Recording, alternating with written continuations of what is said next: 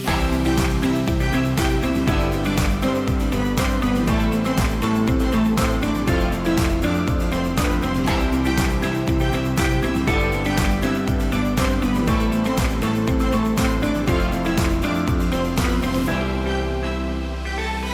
quiero darles la más cordial bienvenida a este nuevo episodio de Podcast Compliance y algo más. Tengo el honor de poder entrevistar hoy a Fátima Flores. Voy a contarles un poquito sobre ella. Ella es jefa de prevención en Quito Honesto, además docente universitaria en varias universidades del Ecuador, la Universidad Católica Santiago de Guayaquil, también en EDES UTPL.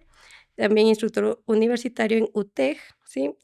También exfuncionaria de la UAFE. Y bueno, pues quisiera también, Fátima, que tú te autopresentes un poco más cercana y le cuentes a nuestra comunidad quién es Fátima Flores. Bueno, muchísimas gracias por la invitación. Realmente, pues, ¿quién es Fátima? Fátima es, pues, una servidora pública de muchos años, ya voy a cumplir casi 24 años en el sector público. Y bueno, he tenido la oportunidad también de explotar justo lo que nos une hoy, ¿no? Compliance, alrededor ya casi de 10 años en esos temas. Y bueno, tengo la oportunidad de trabajar también con organismos internacionales como la GIZ de Alemania. Formo parte de esta alianza Alliance for Integrity desde el año 2020 y he tenido la oportunidad de capacitar en temas de prevención de la corrupción. Así que hoy mi oportunidad de estar en Quito Honesto pues me da justamente ese espacio para poder compartir hoy con la ciudad de Quito, ¿no? Poder compartir mis conocimientos, poder compartir de alguna manera también la experiencia, como bien tú lo has mencionado, ¿no? El haber estado también en temas de lavado de activos prácticamente, como te digo, casi 10 años y hacer esta mezcla, digamos, de distintos organismos de control. Tuve la oportunidad también y un gran referente para mí haber trabajado casi 14 años en el SRI, que siempre yo digo que es mi casa, y haber trabajado con un gran referente para el país. Lamentablemente ella ya no está, pero bueno, creo que la señora Elsa de Mena fue un gran referente para todo lo que tiene que ver la tributación a nivel nacional e internacional. Así que pues me honro a mí también, gracias a Dios he tenido esas oportunidades y hoy estar acompañándolos, ¿no? Y entonces tu primera conexión, digamos, con este mundo de la anticorrupción, un poco del compliance, ¿se da a través del SRI o a través, en qué punto conectas con esto? Sí, bueno, mira, te cuento que después de estos 14 años que tuve en el SRI, particularmente, creo que siempre tuve esa vocación y esa bandera, ¿no? Tener ese referente, obviamente desde la casa, yo siempre digo, los valores vienen de la casa y tener dos ejemplos a seguir como mi padre y mi madre, que siempre nos inculcaron esos valores, ¿no? El tema de la integridad, la responsabilidad y el haber tenido también ese referente que era la dama de hierro, ¿no? Elsa de Mena era un gran referente para el país. Ella fue quien hizo ese quiebre entre lo que era la Dirección General de Rentas y lo que luego se convirtió en el Servicio de Rentas Internas. Y desde ahí yo ya llevaba esa bandera anticorrupción. Verás que tuve la oportunidad, como fui desde analista, ¿no? Fui creciendo en el En el SRI, SRI. claro. Yo partía desde los tiempos de clausurar Ya las de ir al entidades, de literal y ir, poner clausurar y poner sí, el sí, clausurado. justo cuando se creó el área de gestión tributaria en ese tiempo, yo entré 2002, si mal no recuerdo, se creó la unidad de gestión tributaria y ahí empezamos nosotros a sancionar, ya no por el hecho de las facturas, ¿no? Sino por el hecho de la falta del cumplimiento tributario. Es decir, no cumplías con los anexos o no cumplías con tu presentación de declaraciones, te notificábamos y si no cumplías venía la resolución. Y tengo una experiencia ahí justamente en ese sentido. Recuerdo tanto, o sea, recién salida de la universidad, me ponen y me llevan, me hacen cargo de una clausura, nada más y nada menos recuerdo, hace tantos años, el El monstruo, ¿no? monstruo. Voy, la fábrica inmensa, y ¿por qué te digo que creo que ese fue el primer punto donde yo hablo sobre el tema o me enfrento al tema anticorrupción? Es porque recuerdo que cuando íbamos a clausurar, entramos con mi equipo y era mi primera vez que me encargaban a mí, que me ponían liderando la clausura. Obviamente íbamos siempre 3 personas. Y recuerdo tanto que entramos y obviamente pues el contador asustado, el representante legal, la secretaria, todos asustados y nos dicen, bueno, esperen un momento. Listo, nosotros venimos a ejecutar la clausura. Y no va más. No. Recuerdo tanto que la secretaria nos decía, niña, no sea boba, pida la línea blanca completa. O sea, está en... ¿Me explico? Entonces creo que esos fueron los primeros pininos en donde tuve esa oportunidad de decir: "Hey, ¿a dónde estamos? Hey, no, nosotros estamos aquí simplemente para ejecutar. No deseamos nada, no queremos nada, así que vamos Y no lo adelante". podemos impedir. Vamos adelante con esto, ¿no? Y bueno, pues esa, como te digo, esa fue la primera vez que creo que, digamos, ya profesionalmente hablando, ¿no? Porque si hablamos en el título personal, creo que uno desde el colegio, desde la misma universidad, el hecho de copiar en exámenes, ¿no? Que van marcando ese camino de la integridad, ¿no? Que parte de los valores, ¿no? De la familia. Justo hay un video que a mí me gusta pasarles a los estudiantes de, no sé si lo has visto, pero es de una chica, una mexicana, que ella habla sobre esto, ¿no? Sobre que en el colegio, normalizamos o pensamos que el que copia o el que hace cosas así como malas es como el más popular, y el que no se deja copiar, el que no se deja hacer las El que cosas, lo mira el mal. que lo mira mal.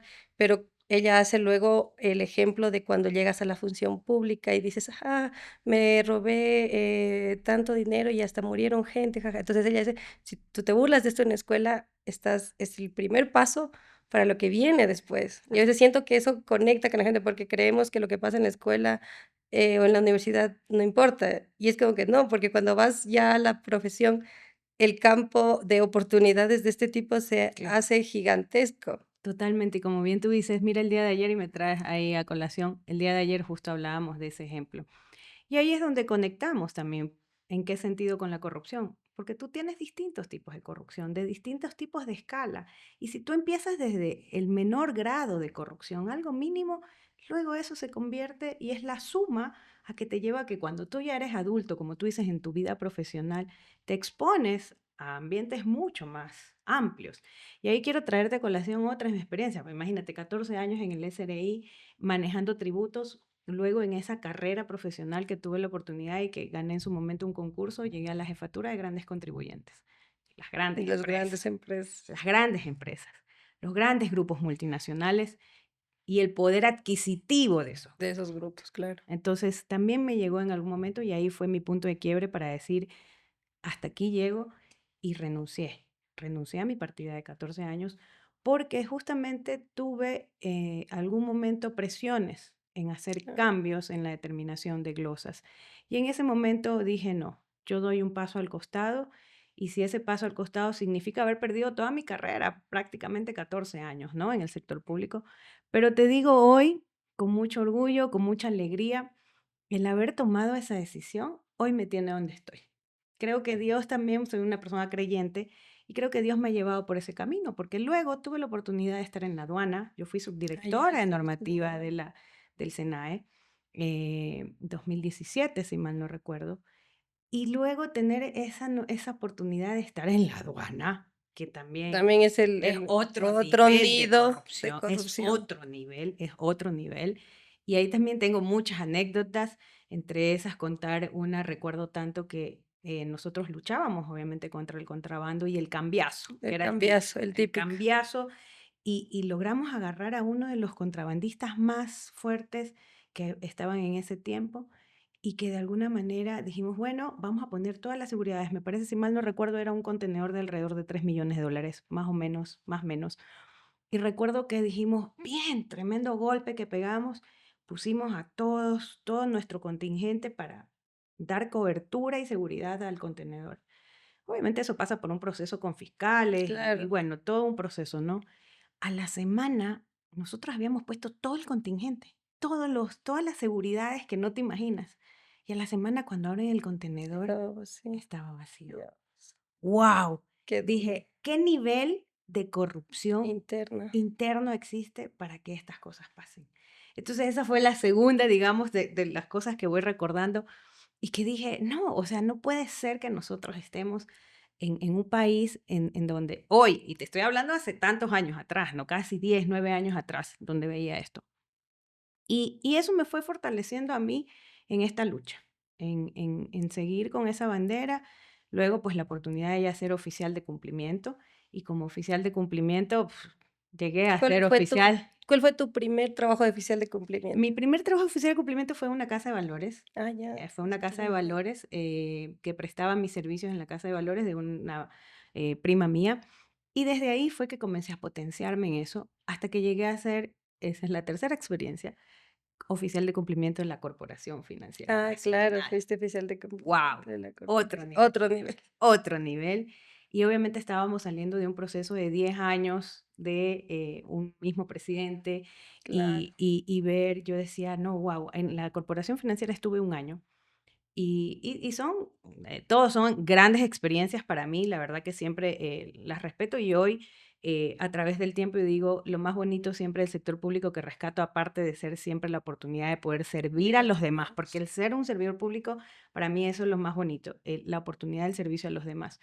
Pero contemplar sobre todo el hecho de que en la corporación comenzaron pues a saltar un caso, otro caso, y claro, tener que reportar operaciones inusuales de lavado de activos, tú sabes lo complejo que es, claro. ¿no? Entonces, esa exposición, la exposición de riesgo que tenía también ahí era muy fuerte.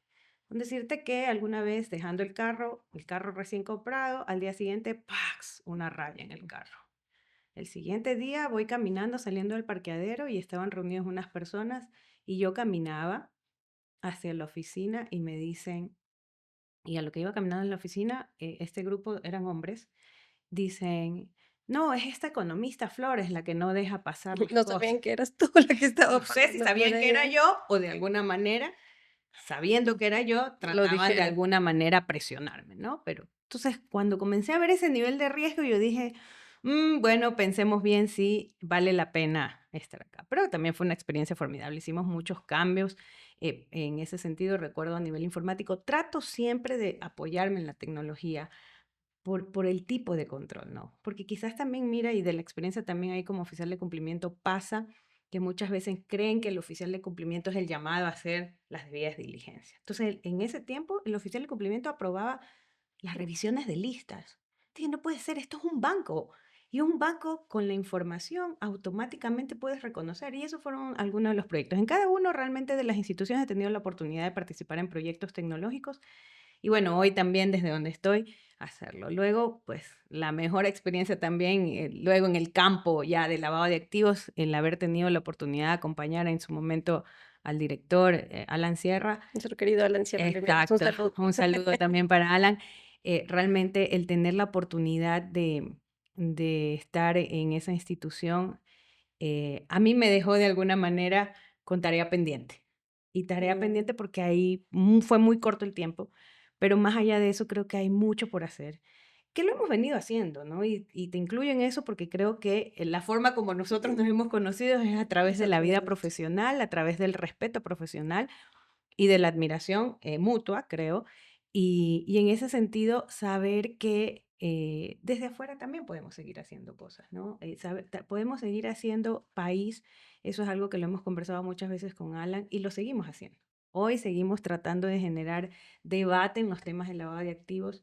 Creo que el país hoy lo necesita, no solo la institución per se, porque yo creo que es una institución que se debe, ya haber estado dentro de la institución, sé que es una institución que debe fortalecerse. Ojalá y a partir de este año, ya teniendo 4 años de gobierno, el nuevo gobierno lo pueda lograr, que es el fortalecimiento en la parte tecnológica, en la parte del personal, el fortalecimiento y la lucha también contra la corrupción, ¿no? Y tenemos un caso, ¿no? Que sabemos que hace poco, pues también fue de alguna manera ya juzgado, pues, ¿no? Fátima, es importante, yo creo que para el público entender que la UAFE necesita, tiempo también, necesita muchas cosas. Tú que desde adentro, como nos hablabas, explícanos un poco cómo funciona y qué necesidades todavía tiene para que nuestro público entienda que no es tan fácil como decir: "La UAFE tiene que hacer esto, la UAFE tiene que hacer el otro". Claro, bueno, como tú lo mencionas, yo creo que partimos del fortalecimiento institucional, ¿no? Y en el fortalecimiento institucional hablamos no solo de a nivel tecnológico, a nivel de infraestructura que estaba obsoleta mucho tiempo atrás y que creo que tiene que ir renovando en función también de cómo va avanzando la tecnología, ¿no? Eso yo creo que es uno de los puntos más críticos de la institución.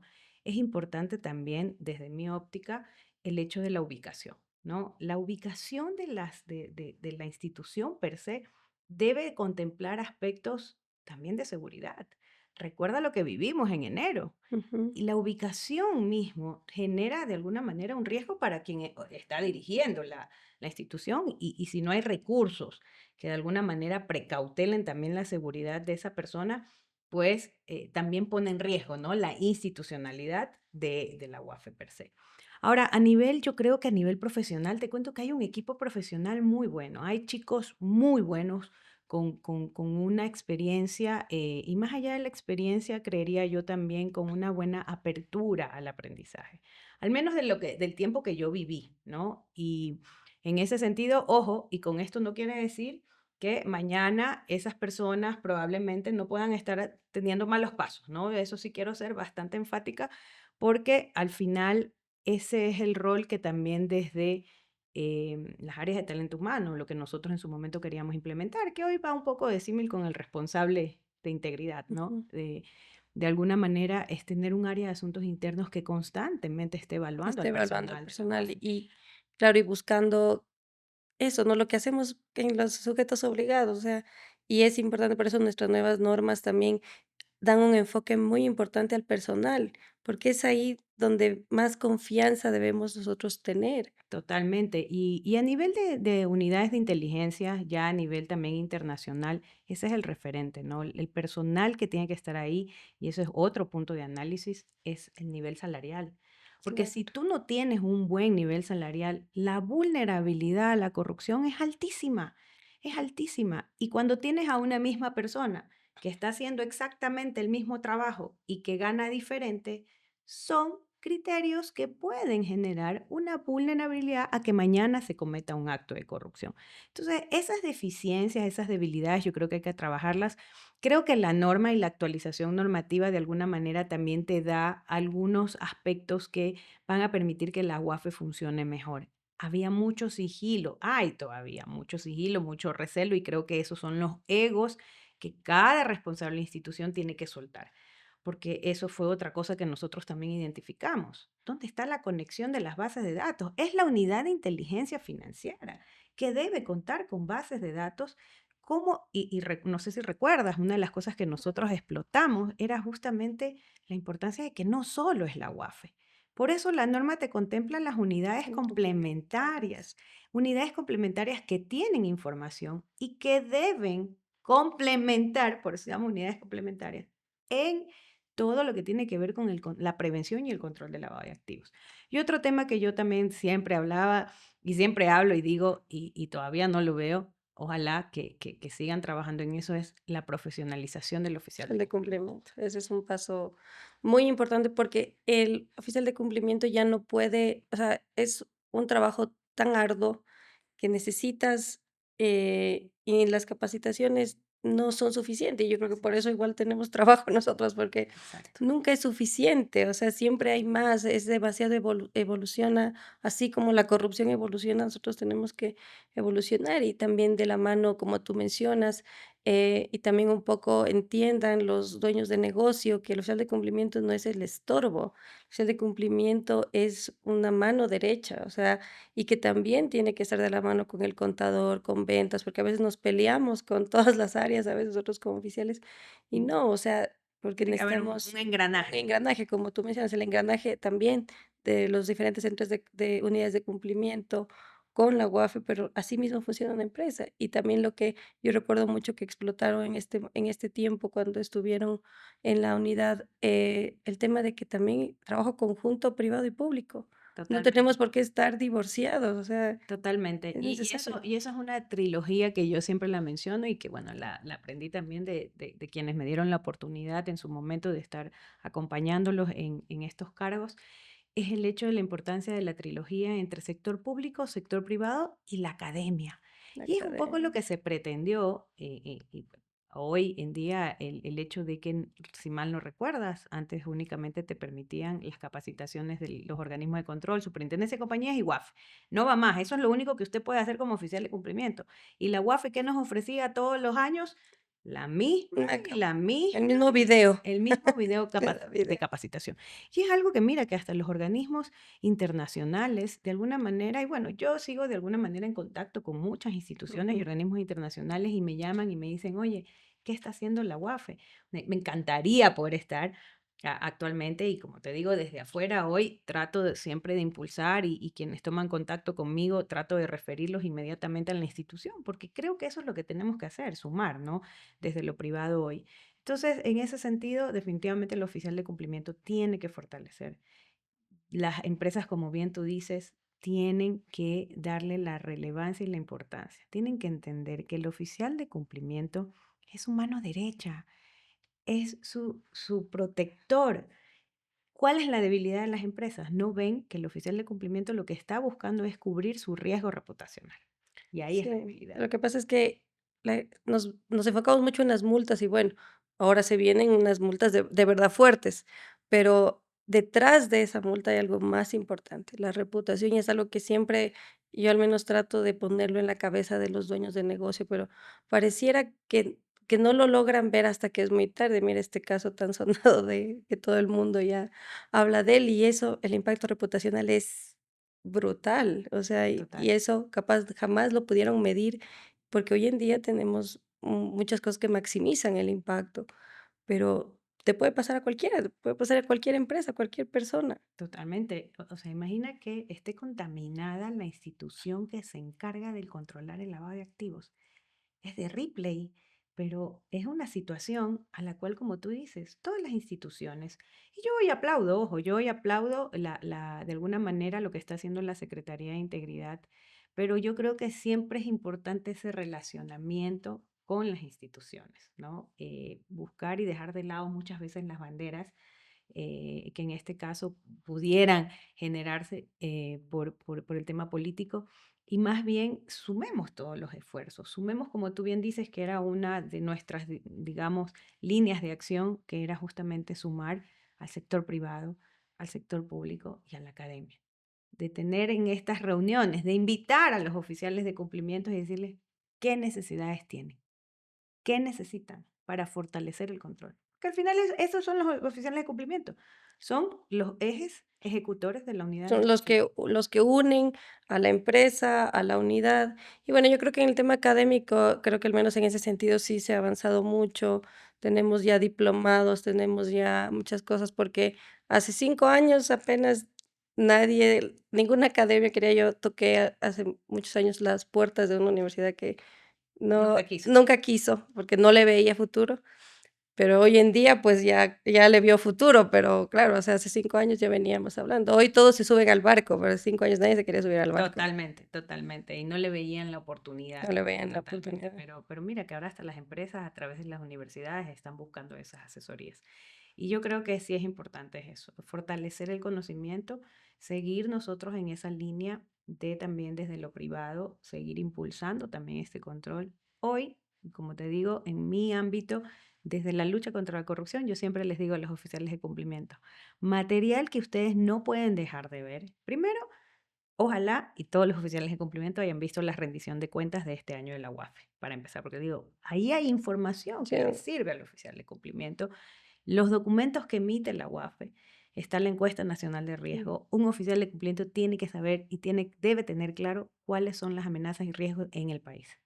Y en mi caso particularmente, siempre digo, el narcotráfico lo tenemos ya muchos años, no es por minimizarlo, pero ya es como un riesgo inherente o una amenaza inherente en el país. Y hoy el segundo riesgo es la corrupción, porque vemos todos los días un nuevo episodio como novela de la corrupción. Entonces, es un ámbito que a mí me ha conectado mucho. Siento que sigo en la misma línea ujú. porque trabajo en estos temas y siempre trato de vincularlo con el delito financiero de lavado de activos. Claro, algo importante que también, es rescatar que no porque hay todos los días corrupción, nosotros tenemos que pensar que eso no puede cambiar. Que a mí me pasa mucho con empresas, con dueños que dicen: "No, es que así son las cosas". Y yo recuerdo tú, no me acuerdo en qué webinar hablabas de que cuando pasó esto de que el Compras Públicas sacó que tenían que tener el código de registro, y te acuerdas que fue todo un relajo. Pero tú hablabas de, el por qué eso pasó, o sea, que al fin Compras Públicas hizo esto. ¿Por qué pasó esto? ¿Cuál era el objetivo final para que también los constructores, que son un grupo muy importante de sujetos obligados, que todavía Les cuesta, les les cuesta un cuesta. montón? Claro, imagínate, y en cualquier país, no solo en el Ecuador, la obra pública es el ámbito que le permite el desarrollo al país. La obra pública. ¿Y quién hace la obra pública? Los constructores. Y en ese sentido es súper importante, yo les decía, que haya esa conexión entre la UAFE y el CERCOP. Y no solo eso, hoy uno de los planteamientos, y era una de las visiones que teníamos también en su momento cuando estábamos en la UAFE, y yo lo seguiré insistiendo porque creo que debe ser la conexión entre SRI y la UAFE. Si yo tengo un catastro en la UAFE que no está depurado, hoy entiendo que Están trabajando en eso, sí. están trabajando en eso, qué bueno que sea así, pero la conexión más rápida es que en el deber ser, cuando yo obtengo mi RUC, inmediatamente el Sí, sistema del SRI se conecte con el sistema de la UAFE y genere el código de registro. automática, que no tenga que hacer nada. Entonces, ¿qué es lo más importante ahí? Que hasta puedo ampliar, y ojalá me escuche el SRI, que hasta puede ampliar la base sobre la cual puede generar el control tributario. ¿Por qué? Porque voy a tener que registrar, sí, nos disparamos al pie los que hacemos este trabajo, Claro. pero la UAFE per se, inmediatamente, y el SRI al registrar, así como registra el contador, registra el representante legal, registre, señor SRI, al oficial de cumplimiento y vas a ver si ese oficial de cumplimiento está bajo relación de dependencia o presta servicios. Y vas a ver que si presta servicios tiene que tributar también. Entonces, vas a generar una mejor masa, vas a ampliar también el ámbito de la recaudación y puede mejorar en todos los sentidos Y porque ya es también el tema automático. laboral Así y es, que haya de alguna manera ese control también, porque pasa muchas veces, ¿no es verdad? Primero, que se regula también de alguna manera el precio, el ¿no? honorario. El honorario per se, ¿no? Y en ese sentido, mejoras y depuras también la base de datos que tú tienes en la UAFE. Hoy entiendo están haciendo ese trabajo con la Superintendencia de Compañías, que es el otro Sí, eje, porque ojalá podemos pueda. estar conectados las tres instituciones sin necesidad de estar enviando un Excel a la una para que me valide si efectivamente esos son los sujetos obligados o no lo son, ¿no? Entonces, hay acciones que se pueden hacer todavía. Creo que esa conexión, y se pueden hacer, tienen puntos de referentes. Y quizás yo lo veo holísticamente por haber tenido la oportunidad de trabajar en distintas instituciones de control, ¿no? Porque esto en la aduana, nosotros tenemos la ventanilla única ecuatoriana, la BUE. Ujú. ¿Y qué es lo que hace la BUE? La BUE se conecta con ARSA, se conecta con cada institución que requiere un permiso, va, consume la información, tiene la autorización, pasa la carga. Ya hay referentes, ¿no? El tema es que de alguna manera haya ese compromiso del trabajo interinstitucional y que alguien, de alguna manera, escuche estas ideas y las implemente. Fátima, un poco, coméntanos de esta nueva faceta en Quito Honesto, porque a mí me interesa mucho que la gente entienda que hay una institución y que tú quieres replicar un poco también este plan tuyo. ¿Qué hacen en Quito Honesto? Bueno, Quito Honesto es la Comisión de Lucha contra la Corrupción. Mira que son prácticamente, está por cumplir 23 años de existencia. Bueno, yo ahora tengo la oportunidad de estar, estoy por cumplir un año acompañándolos. Pero, básicamente, Quito Honesto lo que hace es tener un poco el control y la prevención y el control y la investigación de actos de corrupción. Ojo, es importante aquí darte el alcance porque esa investigación hay un área o 2 áreas misionales, la Dirección de Prevención y Control y la Dirección de Investigaciones. Son las 2 áreas o la misión, la razón de ser de Quito Honesto. Básicamente, en lo que tengo que ver en la unidad de prevención, lo que busca de alguna manera es fomentar en este sentido la cultura de integridad, en que buscar que tanto las entidades municipales, los servidores municipales y la ciudadanía tenga un punto de contacto en donde pueda ir a denunciar actos de corrupción. Desde el área de prevención, ¿qué hacemos? Tenemos pues estas charlas, capacitaciones, socializaciones, esta evangelización que hablábamos hace un momento, evangelizar, que lo hemos tomado así, de hablar y tratar, como yo les digo en las capacitaciones, tratar de recobrar ese chip de lo que nos criaron, ¿no es verdad? Los valores que nos inculcaron desde chicos, que a veces nos desconectamos en la vida profesional y en la vida personal. Muchas veces quizás ni siquiera están en sintonía porque tengo un comportamiento desde lo personal y tengo otro comportamiento en el área profesional. Algo muy importante que también se hace en la Dirección de Promoción y Control es actualmente analizan los procesos de contratación pública en la fase preparatoria. Eso sí es importante. Quito Honesto emite un informe en donde pues indica justamente si hay observaciones o no a esa fase preparatoria. Nosotros actualmente, y ese es un tema y que los invito a que lo puedan revisar en la página, y es un tema que también me he comprometido mucho porque me gusta mucho, me apasiona mucho, es hablar, y hoy es un tema de coyuntura en la asamblea, que son los conflictos de interés. Interés. Entonces, hemos desarrollado una herramienta en Quito Honesto, que ustedes la pueden visitar. El funcionario, el servidor municipal puede realizar su declaración porque tiene obligadamente que cumplir lo que establecen las normas éticas de la gestión municipal. Esas normas éticas invitan a que las máximas autoridades eh, hagan sus declaraciones preventivas, porque los formularios de conflictos de interés son declaraciones preventivas. Lo Preventivas. que buscamos es recopilar información. ¿Cuál es el punto o el quiebre que hubo en el año anterior? Es que anteriormente esas se receptaban físicamente. Hoy tenemos un aplicativo en la página web, tú ingresas, realizas tu declaración e inmediatamente tienes una base de datos para nosotros como Quito Honesto para generar controles en los posterior, pero el servidor municipal y no solo nosotros, la ciudadanía puede ir a ver si un concejal, si el señor alcalde, si cualquiera de los funcionarios o servidores municipales tienen o no, han declarado o no su conflicto de interés. Mira qué importante que tocas este tema, porque en la nueva ley habla sobre ya políticas de conflicto de interés, y esto lo vemos casi solo a nivel de compliance. Nosotros aplicamos eso desde siempre, pero qué bueno que ya también la nueva ley lo toma, porque es súper importante el tema del conflicto de interés, y es un tema también Uf, de hilar, pero larguísimo, largo. Exacto. y de hablar de toda una materia de conflicto de interés. A mí también me apasiona mucho el conflicto de interés, pero qué bueno esta herramienta, y qué bueno que ojalá logres, y coméntanos un poco cuál es ese objetivo tuyo de que esto se replique en otros municipios. Sí, sí, importante lo que tú mencionas y un poco el modelo. Siempre hemos conversado, hemos tenido la oportunidad de hablar con el presidente de Quito Honesto de la intención de agarrarnos un poco de lo que hoy está esta política nacional de integridad y que esta política exhorta a los gobiernos autónomos descentralizados a la implementación de estas políticas, ¿no? Entonces, qué importante es que nosotros tracemos un modelo de gestión acá, que lo fortalezcamos ese modelo, que fortalezcamos tanto la prevención, sobre todo la prevención, porque en el momento en que fortalecemos la prevención, como yo siempre les digo internamente, le quitamos el negocio a investigaciones. Claro, es un trabajo arduo, ¿no? De recuperar los valores en los estudiantes, en todos los ciudadanos, ¿no? Per se.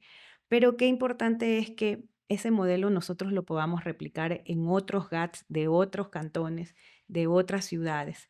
Hay un punto de referencia que es Cuenca. Cuenca actualmente cuenta con una unidad de transparencia, pero no tiene la estructura que hoy tiene Quito Honesto. Y yo lo he visto eso como una oportunidad, como te digo, para poder hacer ese nexo con la política nacional de integridad y sobre todo poder replicar. Hoy nosotros estamos haciendo eco no solo en ciudadanos a nivel, digamos, de la ciudadanía en general, sino que estamos también llegando a entidades privadas, al sector privado. Estamos haciéndolo también con otras instituciones públicas que no necesariamente son del gobierno autónomo descentralizado. Claro. Y esa puerta que nos han abierto, de alguna manera nos ayuda también a hacernos conocer. Hey, aquí está Quito Honesto que quiere aportar a un modelo de prevención también de la Lo corrupción. que pasa es que lo que tú mencionas es tan importante en la fase preparatoria, porque ahí pasa mucho que le generan el TDR para el que el justo, Para ¿verdad? Para direccionarlo. direccionarlo. Primera fase de corrupción, ¿no? Y asimismo estas otras de invitaciones directas y todo eso. Entonces, porque a mí siempre dicen, y a mí mucha gente me escribe y me dice: "¿Y cómo puedo denunciar?". Con seguridad, o sea, con tranquilidad. Y yo creo que puede haber muchas herramientas, tal vez nos puedes compartir tú si en la UAFE tenemos una herramienta pública para denunciar, pero yo lo que veo en los oficiales o en la ciudadanía, ¿no?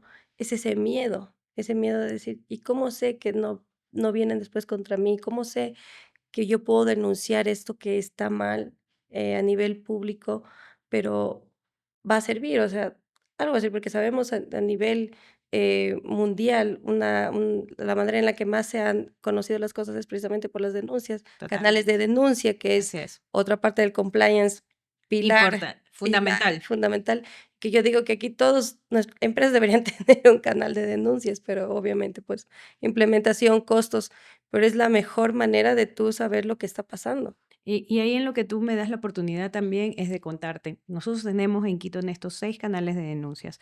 Tú puedes ir directamente a las oficinas, puedes hacerlo por correo electrónico, hay una línea directa, hay un chatbot en los servicios municipales en donde tú también puedes hacerlo. Nosotros tenemos, y además los invito a que bajen, tenemos una app de Allá, Quito Honesto, y wow. ahí importante porque donde puedes denunciar, pero no solo eso, en esta app y en la página web de Quito Honesto tú puedes encontrar algo que se llama Quito en cifras. Y Quito en cifras te da de alguna manera los resultados que nosotros como Quito Honesto tenemos en nuestros distintos productos. No quiero dejar la oportunidad también para comentarte que es un mecanismo de prevención y un producto que tiene que ser el producto, y digo tiene que ser porque estamos caminando hacia eso, el producto estrella de nuestra área, que son los procesos administrativos. ¿Qué hacemos? Identificamos dentro de los procesos administrativos de los servicios municipales, identificamos vulnerabilidades de corrupción. Es decir, analizo tu proceso y dentro de tu proceso identifico posibles vulnerabilidades. Esas vulnerabilidades, luego de ese análisis, yo comunico a la máxima autoridad de la entidad municipal. Estas son las observaciones. Ellos tienen un tiempo para poder replicar y decir, estoy de acuerdo, efectivamente tengo estas observaciones, pero luego de eso, ellos tienen que determinar acciones de prevención. ¿Cómo van a mitigar esos riesgos que como Dios. Quito Honesto hemos identificado? Y esas acciones de prevención tienen una temporalidad. No es que nosotros le ponemos la camisa de fuerza, sino que cada entidad nos da sus tiempos, en función también de la estructura de la entidad, ¿no? Claro, de su Nosotros revisamos, capacidad. así es, nosotros revisamos un proceso per se, ¿no? De la institución, pero hay muchos otros y ellos tienen que invitarnos a nosotros y decir, estas son mis acciones y la voy a hacer en este tiempo. ¿Qué hacemos nosotros como Quito Honesto posteriormente? Nuevamente vamos y hacemos el seguimiento de esas acciones de prevención.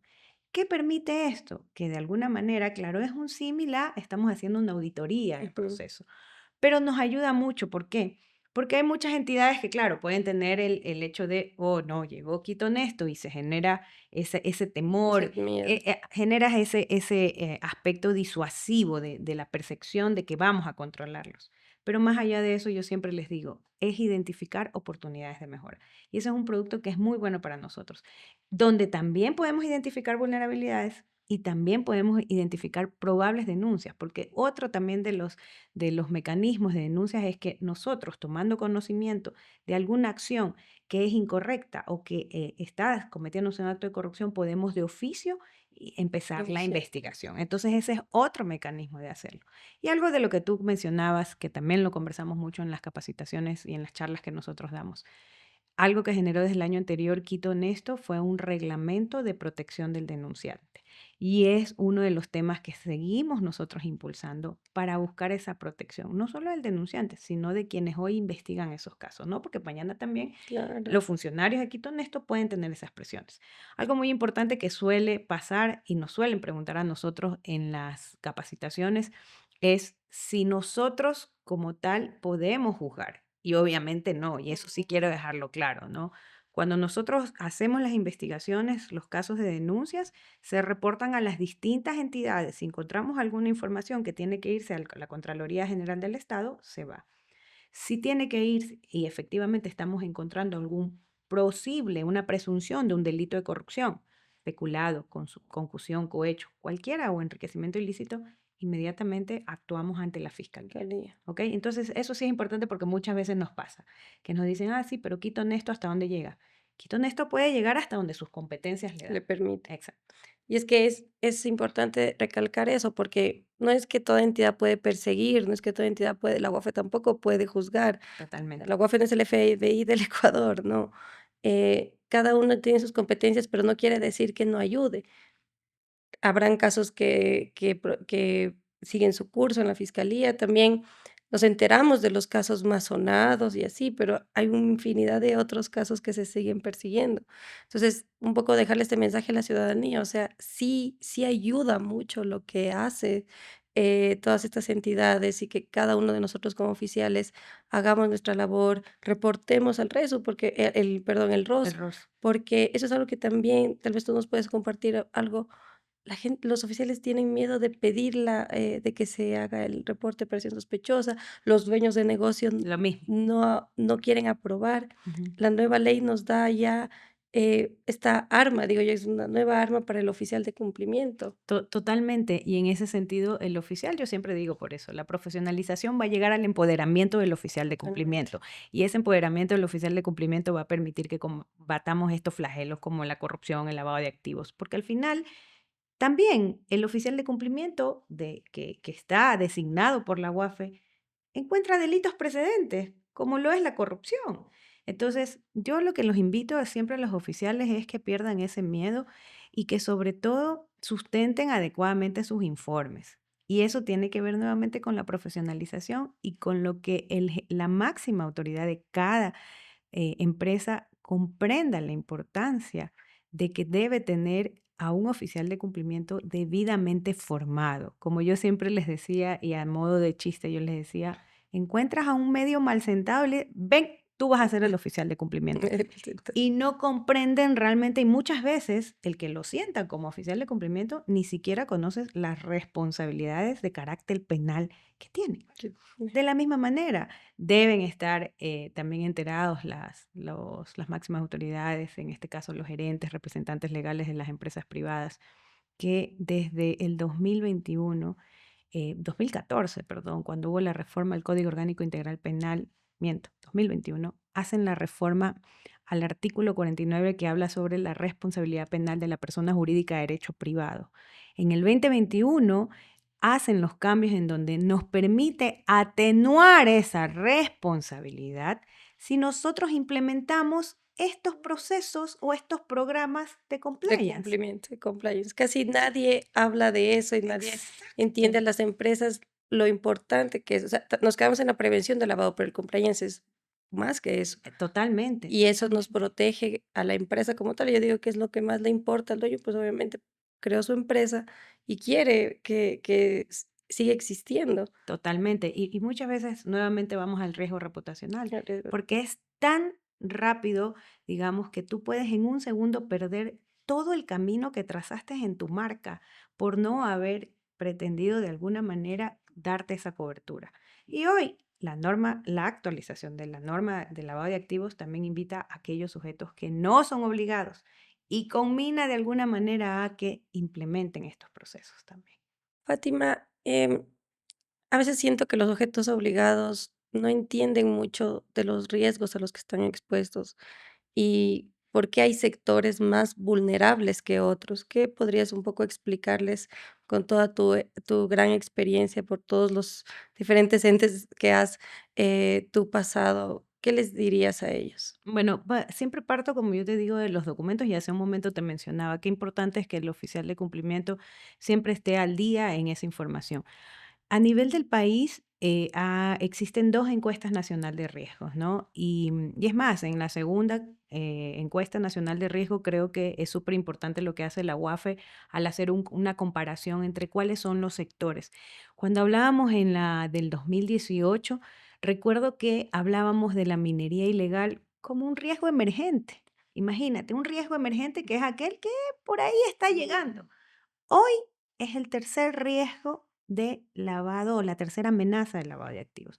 Entonces es súper importante y yo invito siempre a la empresa privada que no solo aquellos sujetos obligados, que hoy en día tenemos un contexto y siempre hay que analizar el contexto. Y el contexto que hoy tenemos es que el crimen organizado y la delincuencia ha permeado no solo las instituciones públicas, ¿ok? Estamos en un ambiente en donde la delincuencia organizada está a la vuelta del día y va a buscar esa vulnerabilidad no solo de las instituciones, sino también de las empresas privadas.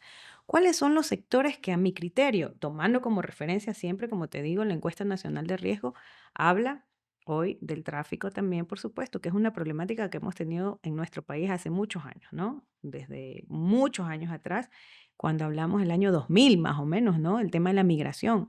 Hoy el tráfico de migrantes, la trata de personas. Hoy la UNODC trata siempre de estar actualizando y a eso también los invito a los oficiales de cumplimiento. Aprovechen esas capacitaciones gratuitas que están en línea y que pueden de alguna manera alimentar su conocimiento y saber por dónde van.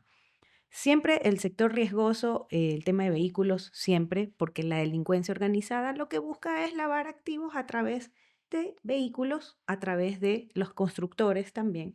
Pero yo voy a mencionar a alguien que siempre, o a un sector que fue sujeto obligado desde el 2011 y que recién 10 años después la UAFE pudo entrar, que son nada más y nada menos que los notarios, que tuvieron una restricción o estaban, pero en un nivel en que estaban resistentes al cambio, Claro. resistentes al hecho de entender y comprender la importancia de ellos en un sistema de prevención de lavado de activos. Si analizamos también, más allá de eso, algo que también siempre invito a los oficiales de cumplimiento es a analizar los documentos que existen también en la página web de la UAFE, que son los análisis que realiza o las evaluaciones mutuas que realiza el Grupo de Acción Financiera Internacional, GAFI. Nosotros tenemos la evaluación de la tercera ronda y de la cuarta ronda. En la tercera ronda, nosotros tuvimos o estuvimos expuestos a un control intensificado de GAFI, que en el 2015 nos dejaron y nos soltaron. ¿Por qué crees que hubieron las reformas en el Claro. 2014 en el Código Orgánico Integral Penal? Porque hay dos tipos de evaluaciones. Una es el cumplimiento técnico y otro es el cumplimiento de efectividad. Mm. Tercera ronda y cuarta ronda de alguna manera no le han dado tanta importancia a la efectividad. Pero hoy, en la quinta ronda, cuando venga ya en el 2027, Dios mediante, van a venir a evaluar la efectividad de nuestros controles. Ya no solo van a, porque normativa en los últimos años hemos tenido, pero Que da miedo. hasta por si acaso, Sí, ¿ok?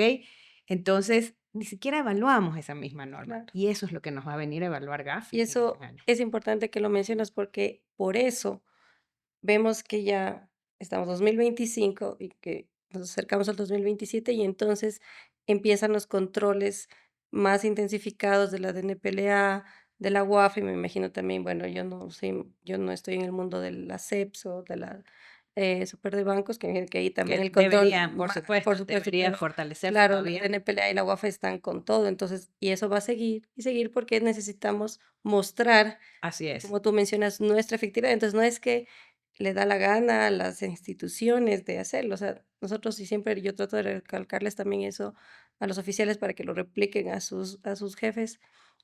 No es que al Ecuador le da la gana, no es que a la UAFA le da la gana. Pertenecemos Al grupo al grupo de Acción Financiera ¿y por qué Internacional. pertenecemos al grupo? Porque el Exacto. Ecuador es Es parte parte, y de hay un artículo en la Constitución que Constitución. te habla de que los tratados internacionales debemos darle el cumplimiento.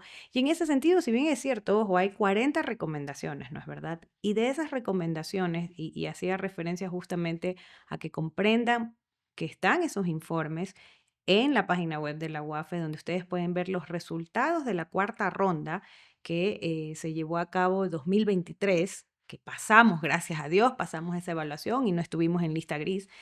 En ese sentido, hay una parte, un resumen que te dice acciones prioritarias. Y ahí tú vas a comprender por qué hoy la norma de lavado de activos es totalmente diferente a la que tenemos vigente aún, porque el 29 El de julio 29 de julio entra en vigencia. entra en vigencia. Y ahí vamos a comprender. Porque parte de las acciones prioritarias, lo que te hablaba en este momento, los notarios se rehusaban a implementar un sistema y a comprender de por qué ellos tenían que reportar a Claro, la a UAFE. mí me encanta un ejemplo que ¿No? haces en tus capacitaciones, porque yo siempre estoy en tus capacitaciones. Gracias. Este, la cadena del notario, el constructor, un Así es. poco, y así les haces entender la importancia. Entonces, si lo quieres replicar. Totalmente, totalmente, porque yo lo que digo es, a ver, en el momento en que yo compro un bien, en este caso un bien inmueble, vamos a hablar de bien inmueble en donde está la constructora, ojo, antes de la constructora puede estar también un broker, ¿no? Que de alguna manera puede estar gestionando para vender ese producto, Bien. ese bien, ¿no? Y en este caso, Normalmente los proyectos de construcción involucran o necesariamente involucran, vamos a decirlo así, a una fiduciaria. Fiduciaria que también es un sujeto obligado y que también debe efectuar un control de lavado de activos. Luego, cuando se quiere de alguna manera protocolizar o de alguna manera hacer ese registro ante un notario, necesariamente tiene que intervenir el notario. Entonces, yo siempre digo, pasa por cuántas personas y realmente el notario tiene la oportunidad, si tiene un buen oficial Es de la última cumplimiento, persona, la última en la claro, cadena. exacto, en donde puede identificar, y yo muchas veces, y de la experiencia, porque bueno, tuve la oportunidad, he tenido la oportunidad, gracias a Dios, de poder asesorar a todos los Notarios. sectores, salvo los que estuve cuando estuve en la UAF, que son equipos de fútbol, em, asambleístas, que de alguna manera tampoco hubo en ese sentido. Pero lo importante aquí, como te digo, es resaltar de estos análisis y de estos sectores, sobre todo el notario que puede identificar muchos de los riesgos. Y hoy yo sé que hay muchos notarios que están haciendo reportes porque han comprendido su Su importancia, pero hay importancia. muchos otros que no. ¿Qué invita hoy la nueva legislación también? Le da al Consejo de la Judicatura 120 días para que pueda implementar su unidad complementaria que debieron haber hecho desde el 2011, pero que hoy nuevamente se replica en la norma y con gusto, me da gusto saber que el otro día a través de la red LinkedIn, ver que ya hay una oficial de cumplimiento antilavado en el Consejo de la Qué Judicatura. bueno. No tengo la oportunidad de conocerla, pero la felicitaba porque eso da pie a saber que estamos en Están un buen camino. vamos hacia que ellos emiten su propia norma, Así es. se vuelven ya ellos, pues, órgano de control. Y sobre todo, claro, yo decía, y también la nueva ley les reduce ya, de todo lo que hay, pues, en las notarías a ciertas actividades Totalmente, y a perseguir lo que también nuestro querido Alan siempre habla, que es los fondos, totalmente. que obviamente y esto de también esta otra parte de la ley, La ruta del la dinero, ruta del la ruta del dinero. dinero. Lo importante de verificar la ruta del dinero, totalmente. Fátima, quisiera que nos des un mensaje a los oficiales de cumplimiento con toda tu experiencia, algún consejo clave que tú creas necesario, porque esta profesión, como tú y yo la llamamos, eh, es una profesión que creo que es muy una pasión que tienes que seguir, pero que también pues tiene sus momentos difíciles. ¿Qué puedes decirnos a los oficiales? Sí, bueno, ahí yo creo que es importante a los oficiales recordarles el punto de partida que lo hablábamos hace un momento. Profesionalización, fijo. Tienen que estar constantemente. La delincuencia organizada está mucho más adelantada que nosotros. Así que es muy importante estudio, estudio, estudio, para que alimentes ese know-how, digámoslo, y te fortalezcas en todos los ámbitos, ¿no? Segundo consejo que yo les dejo a los oficiales de cumplimiento y que también lo he dicho durante esta entrevista es el hecho de que deben revisar los documentos que las instituciones, las entidades emiten. Sí o sí, yo no puedo concebir que un oficial de cumplimiento no sepa lo que es una encuesta nacional de riesgo. Yo no puedo concebir que un oficial de cumplimiento no esté al tanto del alcance de las recomendaciones que de alguna manera, no les digo que se la sepan de memoria, pero que sí conozcan al menos de lo que trata cada una de las recomendaciones. Eso es fundamental. Y de ahí fortalecer también, como les digo, el hecho de saber siempre manejarse con integridad. Saber hasta dónde pueden llegar también esos valores que tienen que seguirlo fortaleciendo. La labor del oficial de cumplimiento, si bien es apasionante, también es muy riesgosa. Deben comprender que tienen una responsabilidad penal y que mañana pueden llegar a estar atrás las rejas si no saben manejar la toma de decisiones y saben de alguna manera defender lo que ustedes han encontrado, ¿no? En el momento en que encuentras un hecho de corrupción, tratar de convencer, como tú dices, es una realidad. Yo siempre le decía en las capacitaciones el muro de los lamentos de los oficiales de cumplimiento. Ese muro de los lamentos no estamos hoy por la situación que vive el país, tienen que estar empoderados y en ese empoderamiento van a permitir de alguna manera que hagamos también desde su espacio un mejor país. Y qué bueno que tú lo mencionas porque y que has dado este ejemplo de que tú te fuiste. de las instituciones cuando sentiste, y yo entiendo las necesidades de siempre, pero yo a veces también me pongo en el lugar y digo: "Hay que irse". Siempre habrá otra oportunidad, siempre habrá la oportunidad de hacerlo por su parte, pero no te quedes en ese lugar donde sabes que las cosas no están haciendo bien, y no solo por la responsabilidad penal, sino por tu integridad. Eso es lo principal que debemos construir con oficiales de cumplimiento, porque a mí sí me llegan muchos lamentos, como tú dices, es que pasa esto, es que y yo sí soy muy frontal, a veces les digo: "Renuncia, renuncia", porque si ya has hecho todo para convencer, si ya has intentado todo y no funciona, entonces no es tu lugar, no es tu Total, lugar. totalmente, y ahí nosotros en las charlas invitamos a que esa escala de valores, identifica cuál es tu escala de valores para que mañana puedas contrarrestar o contrastar en el espacio donde tú hoy laboralmente estás, si tu escala de valores va acorde con la escala de valores de la institución. Y si no está, pues bueno, si tienes valores, principios y si tienes sobre todo, siempre yo pienso en el legado. El legado. Nosotros estamos aquí para trascender. Quienes creemos y quienes somos creyentes en que hay un Dios que de alguna manera pues siempre guía nuestros pasos, realmente ahí es donde tienes que pensar. Trascender hacia el bien, trascender y dejar ese legado para tus hijos, para que mañana, al menos eso es lo que hoy a mí me motiva y que invito a los oficiales de cumplimiento a eso. Seguramente tienen sus familias y hoy saber que yo puedo caminar por donde quiera y que mañana cuando no esté, mis hijos puedan caminar de la misma manera tranquilos. Es el mensaje que dejo. Qué gran mensaje. Muchas gracias, Fátima. Ha sido una Con todo entrevista gusto. realmente hermosa. Gracias por colaborar con Por favor, nosotros. cuando quieran.